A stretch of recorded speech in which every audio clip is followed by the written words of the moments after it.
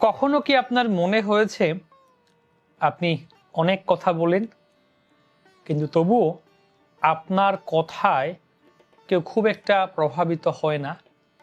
আপনি হয়তো নিজের মতামত দেন বা ব্যাখ্যা করেন, বোঝানোর চেষ্টা করেন, কিন্তু শেষে মনে হয় অন্যেরা যেন শুনছে না, বা শুনছে কিন্তু গ্রহণ করছে না। কেন এমন হয়?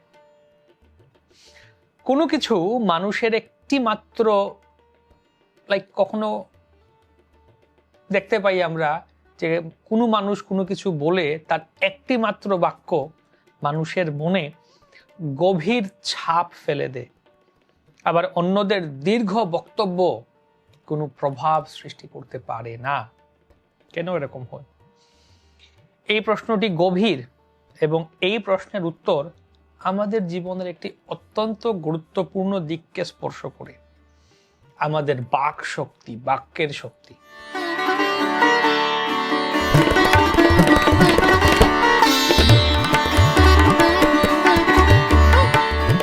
আমরা এমন এক সময়ে বাস করছি যেখানে শব্দের অভাব নেই, চারদিকে শুধু কথা, আলোচনা, বিতর্ক, মন্তব্য, সমালোচনা।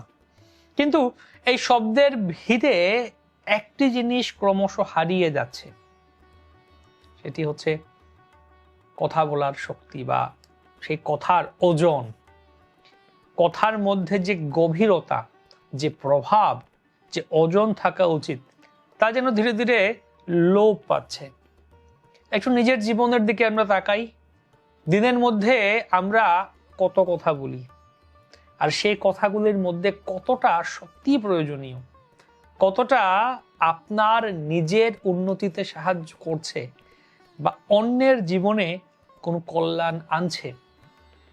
যদি আমরা সৎভাবে বিচার করি, তাহলে আমরা দেখব আমাদের অনেক কথাই শুধুমাত্র অভ্যাসবশত, আবেগের বশে বা সময় কাটানোর জন্য বলা হয়।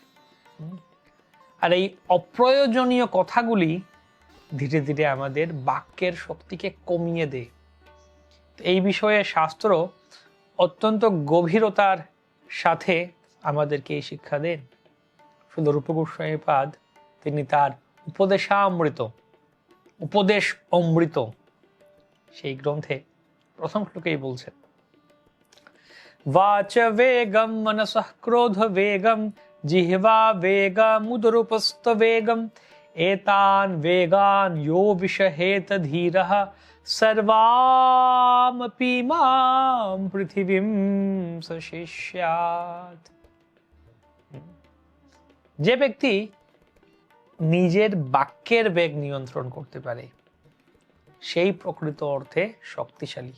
বাচবে এখানে 6টি বেগের কথা বলা হচ্ছে, কিন্তু যেহেতু আমরা কথা বলা নিয়ে আলোচনা করছি, প্রথমটি হচ্ছে বাচবেগ, অর্থাৎ যা মনে আসে সঙ্গে সঙ্গে বলে দেওয়ার প্রবণতা। আজকের যুগে আমরা এই প্রবণতাকেই স্বাধীনতা মনে করি, বাক স্বাধীনতা।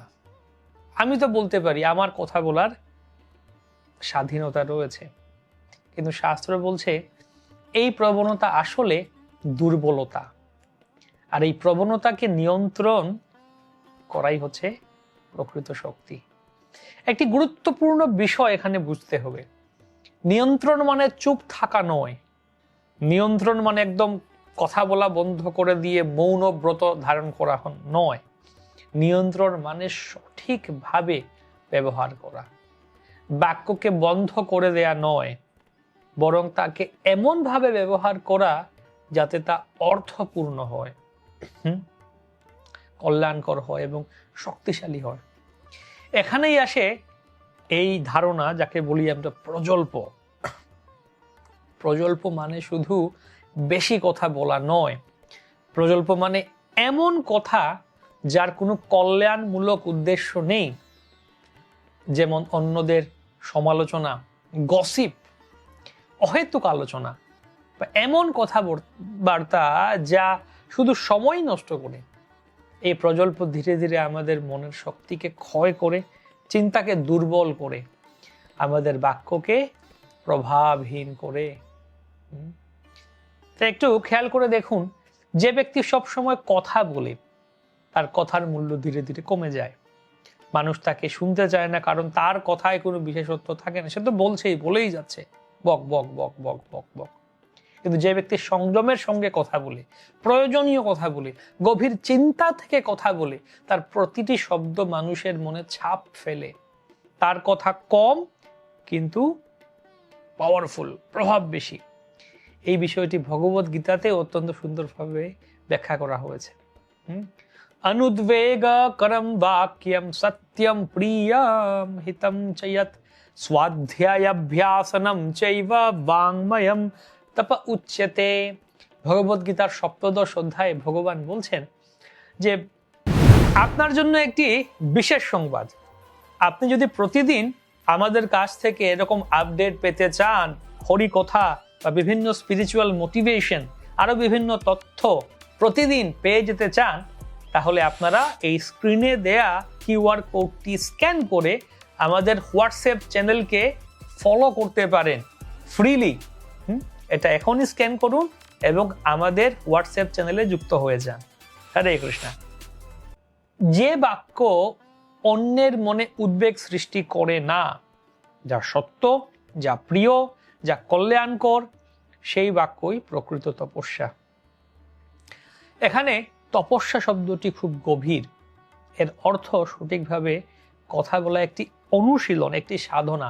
বাক্যের তপস্যা, আমরা তপস্যা বলতে মনে করি কোনো হিমালয়ে গুহায় কোনো যোগী তিনি বসে আছেন পদ্মাসনে এবং ধ্যান করছেন, অষ্টাঙ্গ যোগ ধ্যান করছেন, এটি হচ্ছে তপস্যা। কিন্তু না, ভগবত গীতায় ভগবান বলছেন যে কথা বলাও একটি তপস্যা। কথা বলার তপস্যা, বাচিক তপস্যা, শারীরিক তপস্যা, মানসিক তপস্যা, বাচিক তপস্যা। তো বাচিক তপস্যার কথা বলতে গিয়ে ভগবান এটি বলছেন, এটি একটি সাধনা, যে কথা বলাকে নিয়ন্ত্রণ করা, বাক শক্তিকে নিয়ন্ত্রণ করা। এটি স্বাভাবিকভাবে আসে না, এটি চর্চার মাধ্যমে অর্জন করতে হয়। এখন আমরা একটি গুরুত্বপূর্ণ প্রশ্ন এখানে দেখতে পাই যে আমরা কি আমাদের বাক্যের শক্তিকে অপচয় করছি নাকি তা সঞ্চয় ও বৃদ্ধি করছি? যখন আমরা অপ্রয়োজনীয় কথা বলি তখন আমরা আমাদের শক্তিকে ছড়িয়ে দিই। যখন আমরা সংযম রাখি এবং প্রয়োজনীয় গভীর ও কল্যাণকর কথা বলি তখন আমাদের বাক্যের মধ্যে একটি স্বাভাবিক শক্তি জন্মায়। এই শক্তি মানুষকে প্রভাবিত করে, মানুষকে পরিবর্তন করে। আরো একটি গুরুত্বপূর্ণ দিক হলো আমাদের বাক্যকে কোনো বিষয়ে আমরা নিয়োজিত করছি। যদি আমাদের কথা সবসময় নিচু স্তরের হয়, সমালোচনা, অভিযোগ, অহেতুক আলোচনা, তাহলে আমাদের চিন্তাও সেই স্তরে নেমে যায়। কিন্তু যদি আমাদের কথা উচ্চতর বিষয়ের দিকে যায়, শাস্ত্র, ঈশ্বর, নৈতিকতা, সত্য, আত্ম উন্নয়ন, তাহলে আমাদের মনও সেই দিকে উন্নত হয়।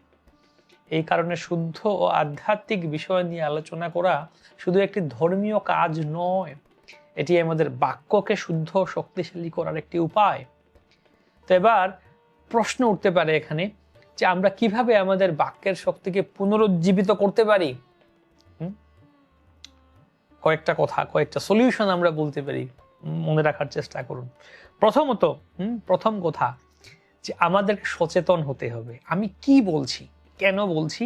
এই সচেতনতা না থাকলে কোনো পরিবর্তন সম্ভব নয়। দ্বিতীয় কথা হচ্ছে যে কথা বলার আগে একটি ছোট বিরতি নিতে হবে। তাই এক মুহূর্তের বিরতি আমাদের অনেক ভুল থেকে রক্ষা করতে পারে। একটু দম নিন, বিরতি নিন, পজ নিন। পজ নিয়ে একটু ভাবুন কি বলতে চলেছি, কথাগুলো গুছিয়ে নিন।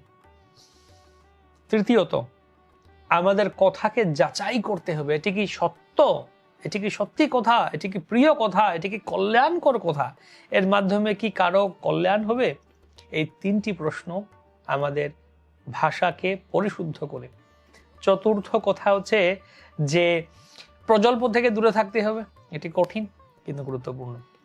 যখন আমরা প্রজল্প ত্যাগ করি তখন আমাদের বাক্যের শক্তি স্বাভাবিকভাবেই বৃদ্ধি পায়। অর্থাৎ অহেতুক কথা, আলোচনা, গসিপ ত্যাগ করুন। পঞ্চম কথা হচ্ছে বা বিষয় হচ্ছে যে আমাদের বাক্যকে উচ্চতর বিষয়ে নিয়োজিত করতে হবে। যখন আমরা শুদ্ধ ও কল্যাণকর বিষয় নিয়ে কথা বলি তখন আমাদের বাক্য শুদ্ধ হয়, শক্তিশালী হয়। সিক্সথ পয়েন্ট হচ্ছে শুনতে শেখা অত্যন্ত জরুরি। আমরা যা শুনি তাই বলি, তাই যদি আমরা ভালো কথা শুনি তাহলে আমাদের কথাও ভালো হবে। সব শেষে একটি আমরা গভীর সত্য আমরা মনে রাখতে পারি যে আমাদের বাক্যই আমাদের শক্তি। এই শক্তিকে অপচয়ও করতে পারি আমরা, আবার সঠিকভাবে ব্যবহারও করতে পারি, করে জীবন গড়তেও পারি। প্রজল্প এই শক্তিকে ধ্বংস করে, আর সংযম শুদ্ধ বাক্য এই শক্তিকে বৃদ্ধি করে। তাই আজ থেকে একটি প্রশ্ন নিজের কাছে রাখি আমরা, যে আমি কি আমার বাক্যের শক্তিকে বাড়াচ্ছি নাকি নষ্ট করছি? এই একটি প্রশ্নই আমাদের জীবনে একটি বড় পরিবর্তনের সূচনা করতে পারে। তাই সঠিক জায়গায় বিরতি নিতে শিখি এবং ভাবি, ভেবে কথা বলি। ভাবিয়া করিও কাজ, করিয়া ভাবিও না। তাই ভাবিয়া বলিও কথা, বলিয়া ভাবিও না। অনেক সময় শুধু মানুষ তার মুখের কথা বলাটাকে, এই বাক শক্তিকে সংযম করতে না পারায় বড় বড় যুদ্ধ হয়ে যেতে পারে। কিছু একটা বলে দিয়েছে মুখ দিয়ে, এটা নিয়ে বিশাল একটা কিছু হয়ে গেছে। তাই কথা বলাটাকে, এটা একটা আর্ট, এটা শেখানো প্রয়োজন, বাচ্চাদের শেখানো প্রয়োজন। কিভাবে তারা সঠিক কথা বলবে, ভেবে বলবে, সব জায়গায় সব বলবে। বাচ্চা অবস্থা থেকে, স্কুল থেকে এই বিষয়গুলো শিক্ষা দেওয়া প্রয়োজন, ইউথদেরকে এই বিষয়গুলো শেখানো প্রয়োজন। হরে কৃষ্ণ।